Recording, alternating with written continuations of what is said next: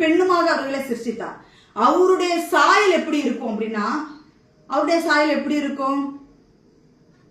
இங்க இருந்து இங்க வர குத்திட்டு, இங்க இப்படி ஃபுல்லா லிப்ஸ்டிக் அடிச்சுக்கிட்டு, இங்க ஃபுல்லா ஐப்ரோ எடுத்துட்டு, கண்ணை வாரி பூசிக்கிட்டு, ஆபாசமான துணிகளை போட்டுக்கிட்டு, இதான் அவருடைய சாயலா?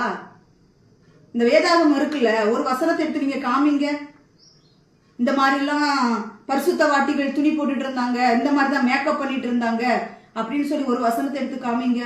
நீதிமொழிகள் 31 அதிகாரத்துல போய் பாருங்க. குணசாலியான ஸ்திரியா இருக்கணும். மற்றவங்களை நம்ம பார்க்கும்போது நம்மளை குணசாலியான ஸ்திரியா இருக்கணும் அப்படின்னு சொல்லி வேதவசனம் சொல்லுகிறது. ஆணா இருந்தாலும் பெண்ணா இருந்தாலும் அவருடைய சாயலில் நம்ம உண்டாக்கப்பட்டிருக்கிறதுனால அவருடைய சாயல் தான் நம்ம இருக்கணும்னு சொல்லி வேதவசனம் சொல்லுகிறது. கண்ட கருமத்தெல்லாம் மூஞ்சில வாரி பூசிக்கிறது. கேட்டா சொல்றது, நாங்க லிப்ஸ்டிக் போடுறது என்ன தப்பா, மேக்கப் போடுறது என்ன